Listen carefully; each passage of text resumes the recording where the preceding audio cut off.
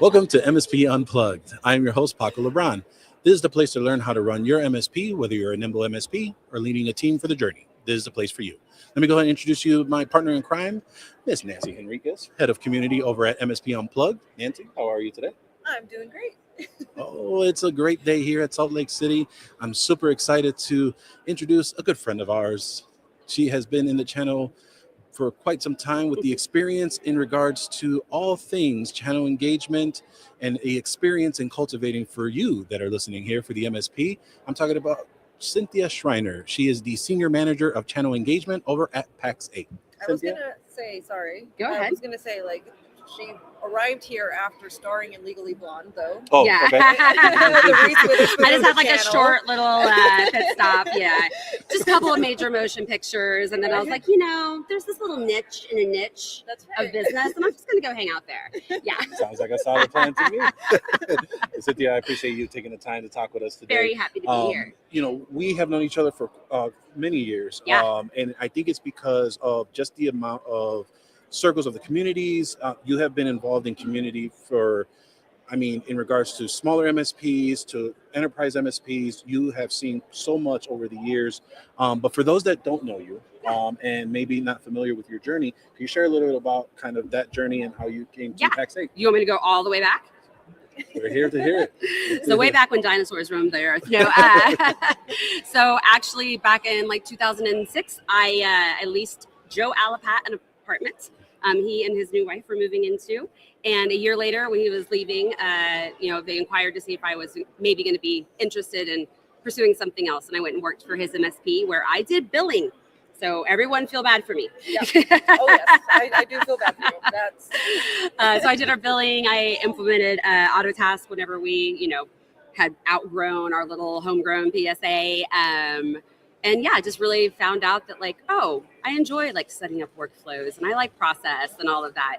And I really like this community. So when I started LionGuard, I went over there, had 4 years there. And then I was like, ooh, I want to bring another brand to market. So then I went to CyberQP. For this next round, I wanted something a little different.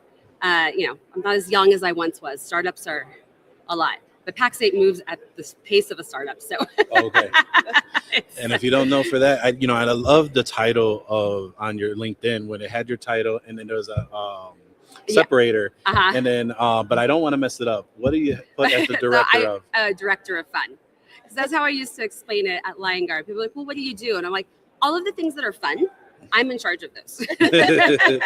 And it's funny because if you go to her LinkedIn, it actually says Director of Fun and Chaos. So to that point, and Chaos Coordinator. And Chaos Coordinator. Yes. And to that point, sometimes I bring the chaos. But well then.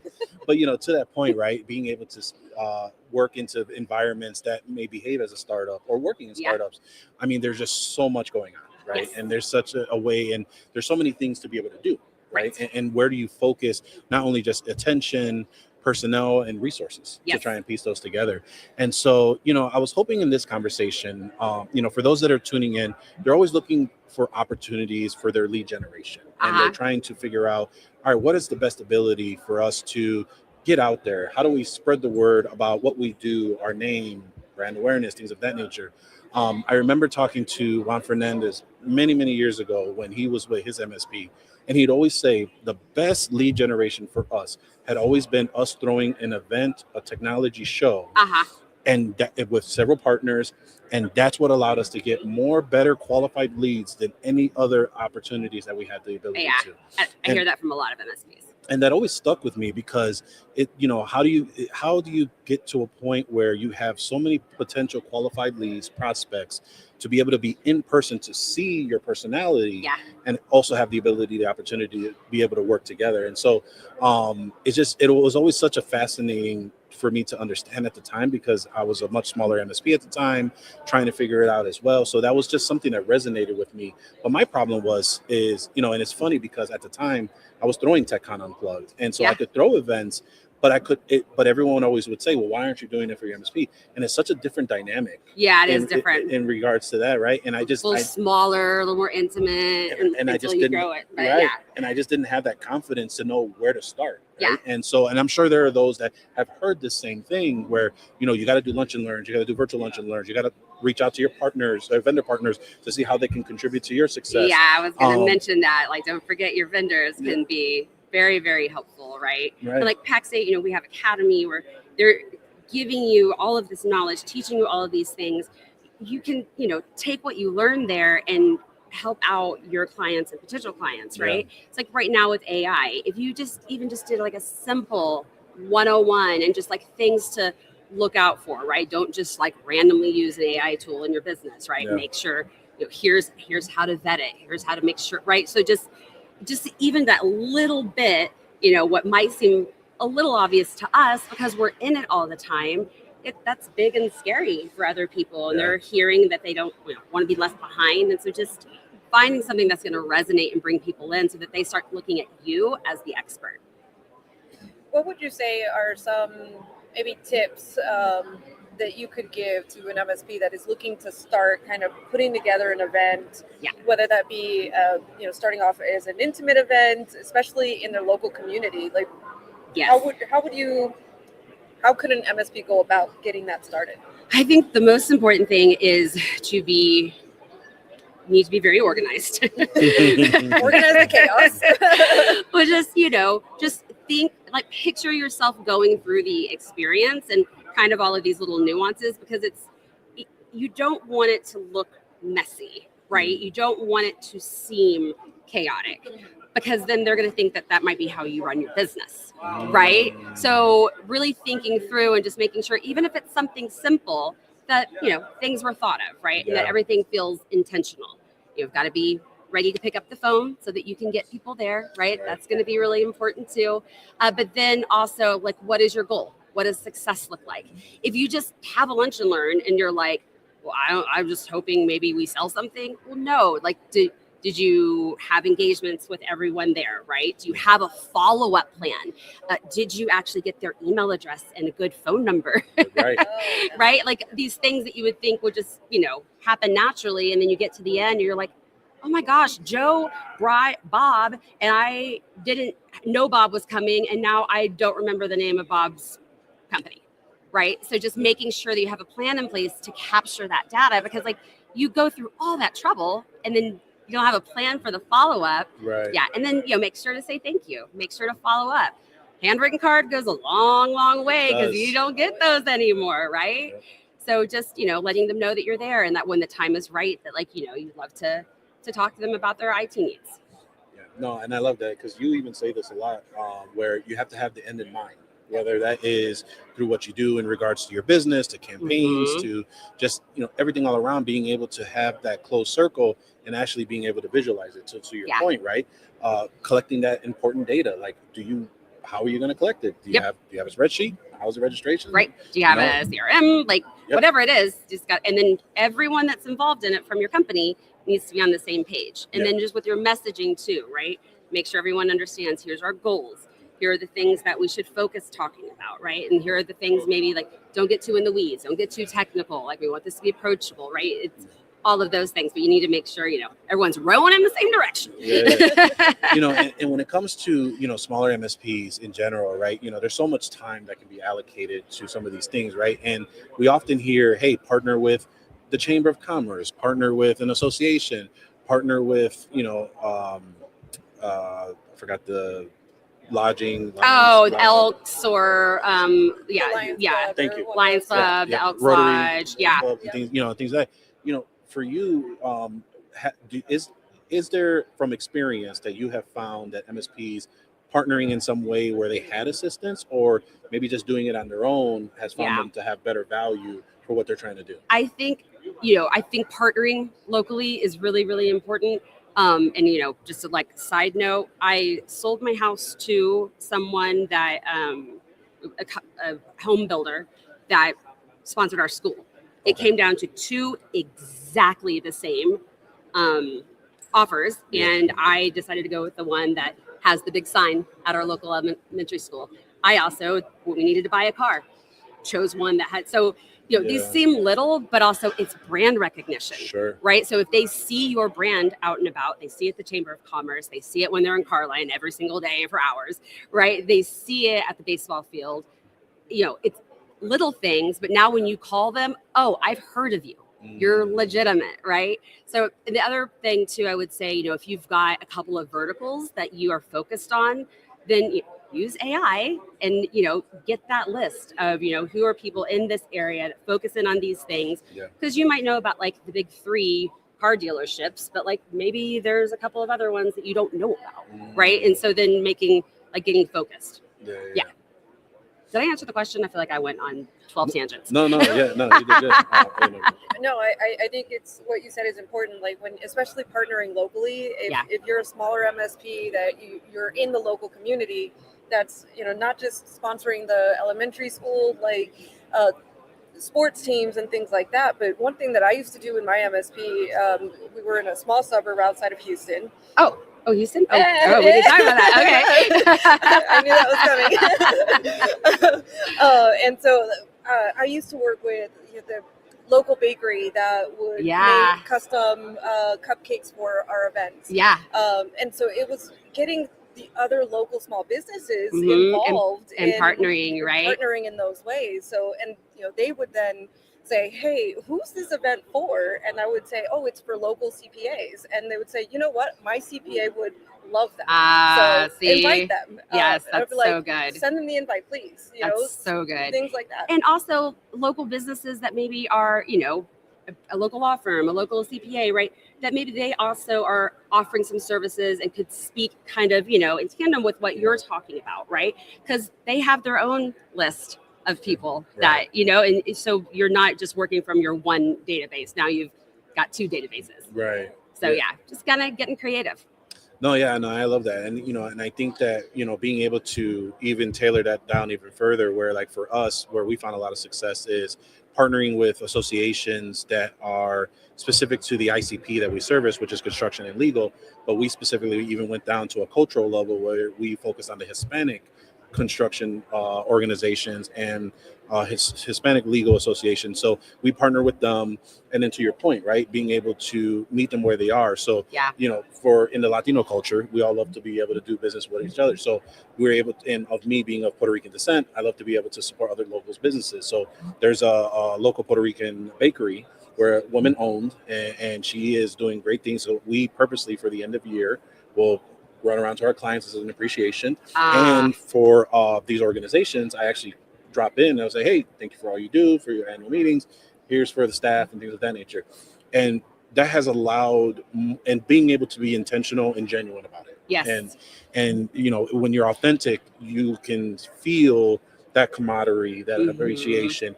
And it's amazing how many doors open in regards to that as well, to the point where maybe RFPs come out and you're the first in mind, or hey, we have a member that has this problem. We think we need to go ahead and contact you. So those are some of the things in regards to like dedicating your resources in the right way, where you want to establish those connections properly, right? But there's so many different areas of lead generation that they want to try and do. There's brand recognition. There is, being able to get leads in, right? And so we talked a little bit about the brand awareness and how important that is, right? But oftentimes, we're trying to find help with partners, right? And so sometimes MSPs always hear about, hey, reach out to your vendor partner so that they can help you with these events. But there's not a lot of clarity into regards of how to approach them, because oftentimes, like, and for me in the early days, I was like, I'm not comfortable to a vendor, but like, give me money.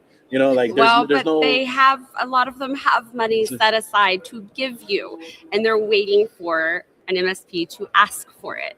Now, is there a way that they should be asking for it, or talking to your account starts? manager? Okay. So speaking to your account manager, typically of places that I've been. Sure. Also keep your expectations realistic. Yeah. They might have money set aside for MDF, but maybe not $50,000 for just you, right? They've got to spread it. But you can't typically get MDF without coming with a plan.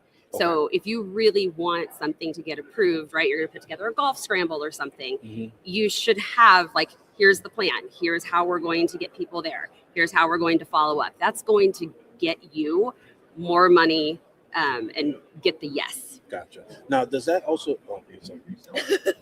You can finish your thought. So, after that. and I love that, because I know that some vendors will be gracious enough to give us a template of what they're looking for.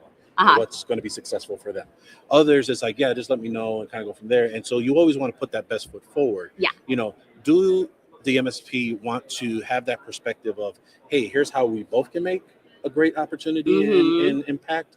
Or is it, hey, I think this is what you're looking for, and this is what I want you to see? What's the best foot forward for them to engage in that? If you have an idea based on the type of people that are coming, or maybe if you've done, some type of event in the past of how much revenue might come in, I think that, hey, here's our goal, and this is why we think that, this could be impactful, right? Sure. That's, again, the more information, the more likely you are to get a yes, right? Yeah. And every organization is different. Some of them don't even have a form. Some have a form, and then it's going to go to a whole committee, right? Like I've heard all varying degrees of like how these things go. Okay. But even if they can't give you money, they might have a box of squishy brains, right? But I've done that a lot where, when I was working in smaller startup vendors where we didn't have a formalized MDF program, we didn't have anything like that. But I was like, I'd be happy to, send some beach balls or something, right? Because that's just one less thing that you had to buy, right? Right. And then, if someone's like, oh, well, what's this? What's a Pax8? And then well, we partner with them, and this is right. And now you get to talk about your business. Great conversation starter. Yeah. Oh, I love that. So as the senior manager of channel engagement, what I'm hearing is you've become a connector in so many ways. What is some advice that you can give, especially someone that may not have that skill yet, to become a great connector in that way, especially within their own local community or amongst their customers? Yeah. The biggest thing is to show up, right? You're never going to meet new people if you are just always in the same spot. And listen, I'm guilty of it. You start to have your people at conferences that you're comfortable with, right? You're excited to see, but you got to make sure that you're still meeting new people, because the whole reason that I know these people is because someone else, introduced us. And so you got to make sure that you kind of keep growing that, but showing up, right? So if your Chamber of Commerce is having a networking happy hour, you're never going to meet the other people that are there if you're not there. Yep. And then once you get there, if you feel kind of nervous, just have like 5 questions in mind, right? Are your business trying to solve any problems right now, right? Or, what brought you to this town? It's just a few questions. Let them talk about themselves. And then you can start to kind of pull threads, right? And find the things that work for you. Yeah, no, I think that's, so 2 things, right? Showing up is highly key. Because, you hear a lot of, just people in general where they're like, oh yeah, I had that membership and nothing came out of it. Well, how many meetings did you exactly? Yeah. What did you put in? So like perfect example, this the Hispanic construction organization, ASIA is the name of it. They have a monthly member meeting. For me, it allows me to understand better of the industry so I can better serve. Yeah. And so, and by going in with that authentic intention, they see my face every month going in for that reason. And so now it's coming up with their big events. They have their gala.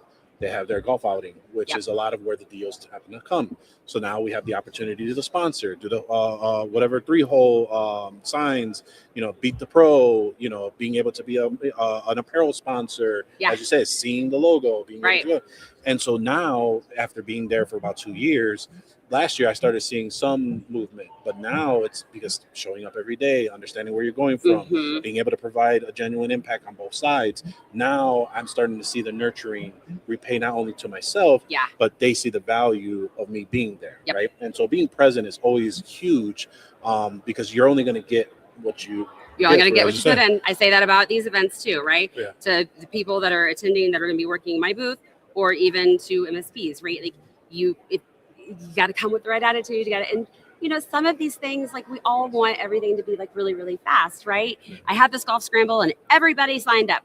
That's not how it's going to work, right? Relationships take time to build. And so you just have to keep showing up. And like as an MSP, you want it to take time to build because you want them to trust you and then stay with you long term. Right. And then when the new shiny object shows up, they're like, no. Paco, he's taking care of us through some hard times. Like, we're going to stick with him. I see him every year at that potluck. Like, absolutely not. Like, Paco's you want that because these are long-term relationships if you're running your business right. 100%. I've always seen the industry conferences almost like a practice. Be able to practice some of the networking skills or just the conversation starters, things like that I can then take to my customers. Especially because you're not always comfortable, but you're comfortable amongst your own peers. Yes. More so than with customers, right? Well, and it's like you're here. I'm not going to see you walking down the street. I live in Tampa. You live in Houston. Like, so if I kind of mess it up, okay, stakes are a little bit lower. You know, I'll just avoid you at the next conference. But yeah, I love that. Right, that looking at it as an opportunity to kind of grow those skills. Yeah. What else would you say is something that MSPs should be doing while they're at conferences that they can then take back home? Yeah. I would definitely pay attention. Like when you see a brand that resonates with you, whether it was, the colors or just how the reps were, engaging with you, but like take notes, like see, hey, what's working? What did I like? What made me want to stop at that booth, right? What spoke to me about that? Because you can probably then turn around and use it in your business, right? Go to the sessions, right? It's listen, we all like to go to the bar late at night. It's very fun. And, back to showing up, right? So a lot of my relationships have been there, but also I've met a lot of people at breakfast the next morning, right? Like again, with the showing up, but going to the sessions, right? You've got experts that are here talking, trying to give you information to help you grow your business. Yeah. But also look at the sessions before you come. We work very hard on those agendas. So kind of have a plan, right? This is what I want to do. Oh, that was a vendor I was interested in, or oh, that's a problem I'm trying to solve, is so that you can be intentional. And if you look through the agenda and nothing's speaking to you, that might not be the right conference for you. Yeah. So if you ever do go to a conference, you're like, this isn't the right fit. Well, now go talk to a couple vendors, but know why it wasn't a right fit, so that they can let you know, this might be good for you, or it sounds like maybe you're ready for a peer group or something like that, right?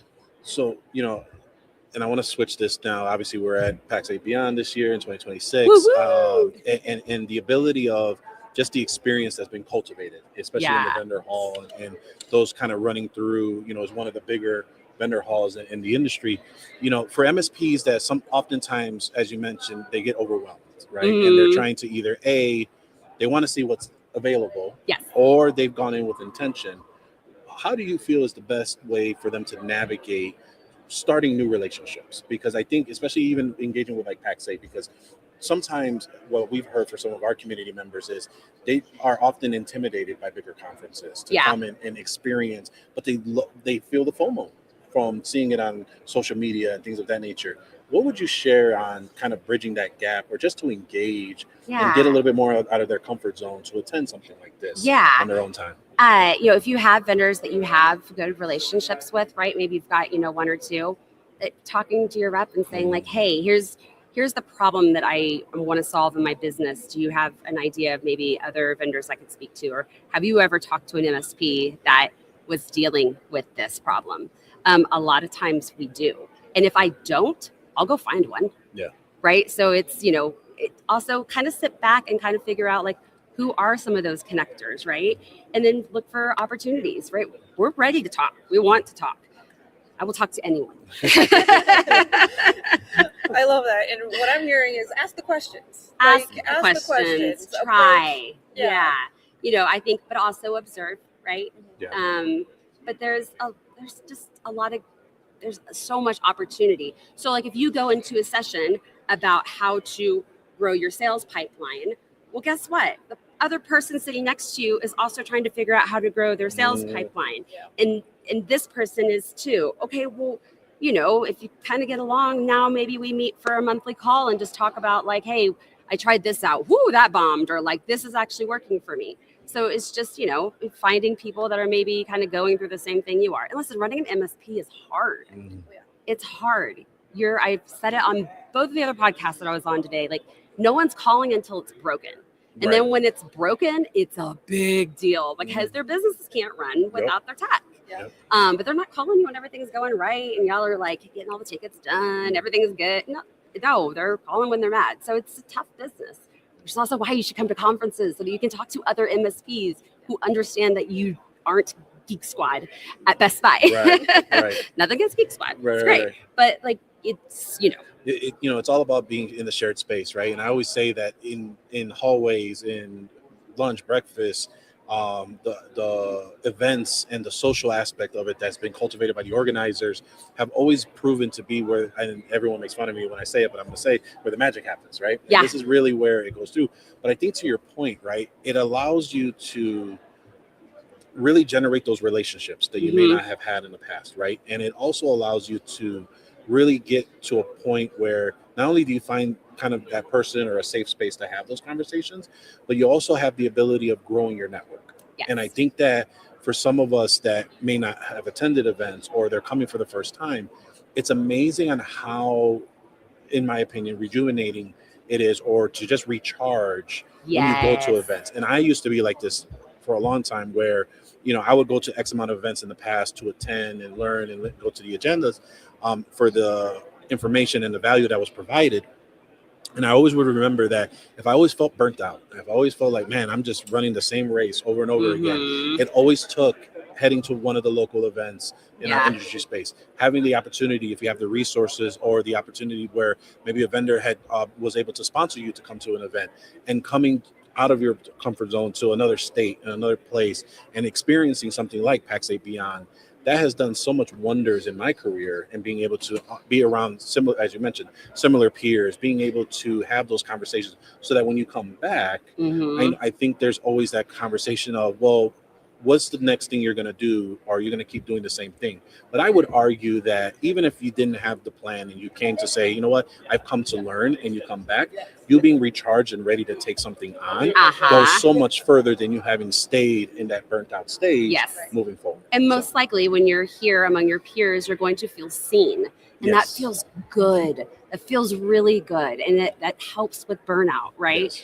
To feel seen. And maybe you met a couple of people that now, you can call, and like when you're having that bad day, right? I think also, a lot of vendors do like road shows and stuff, right? So that's going to be much smaller. So that's a good way to start. And these are typically also other people that are in your community. So, you can talk about the favorite sports team, or, oh yeah, my kid went to school there too, right? Yeah. So again, start building those skills, and it's like a muscle.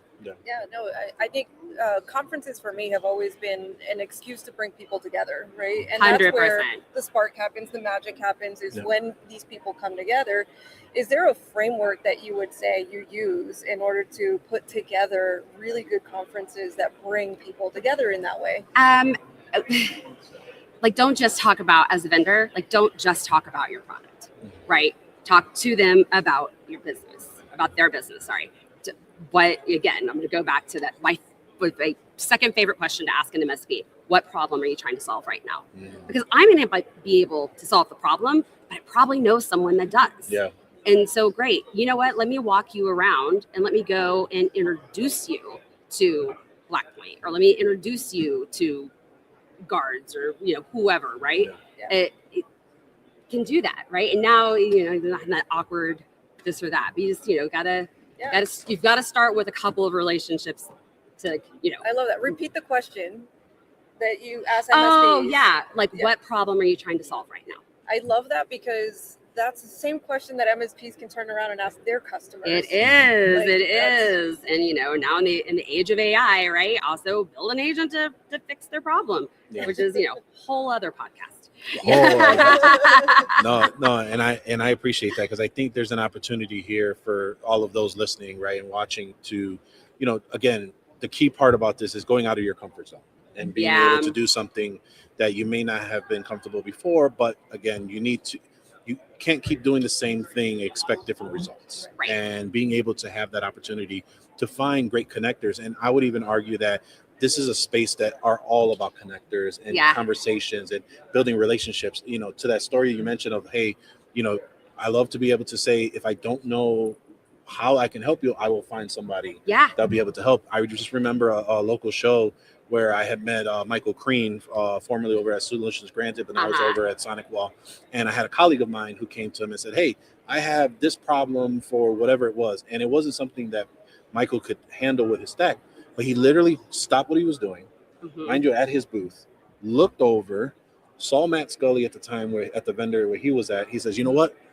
He went over there. He's like, hey, you take care of this, right? I said, yeah. Hey, come over here. Yep. And literally connected the two. And I love Matt Scully. And it's like, He's being so able nice. being able to connect great people together Yeah. to get that solution was always a moment that stuck out to me, because he was like, he did not have to go out of his way in general, right? But Michael Green is just a great human being. He is. And the fact that he did that shows that he cares. And there's so many of us on the MSP side, on the vendor side, and all around just the MSP community that love to give back.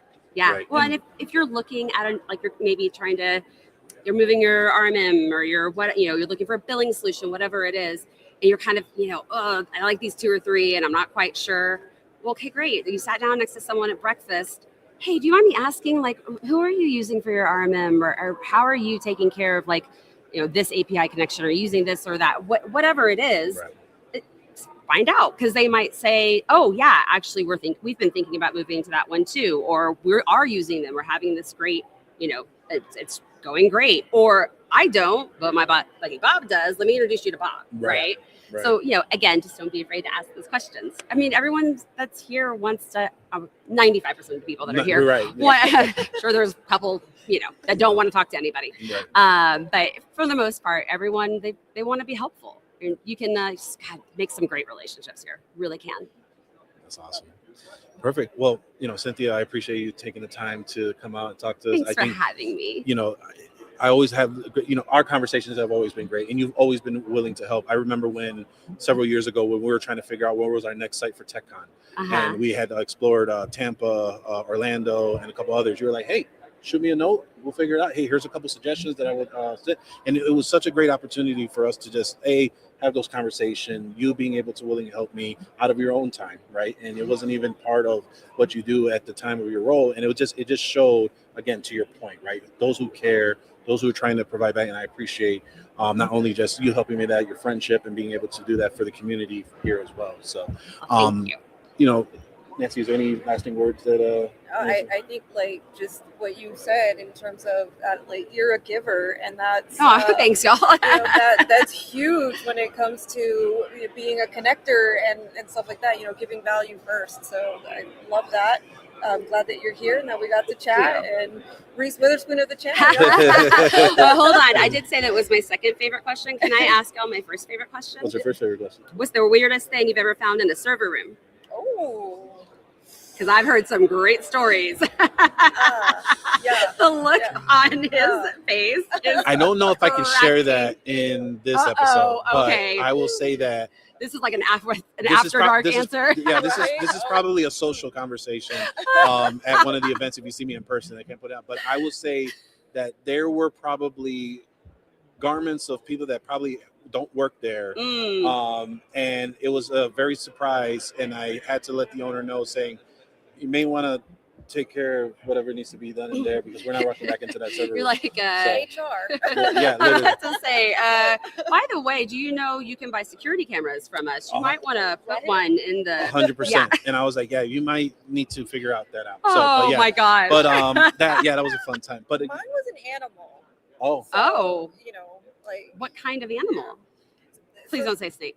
No, okay. No, it was a rat, and God, that was absolutely horrible. I obviously I'm very short. If you know me, you know I'm short. I jumped probably as high as my height. So. Yeah.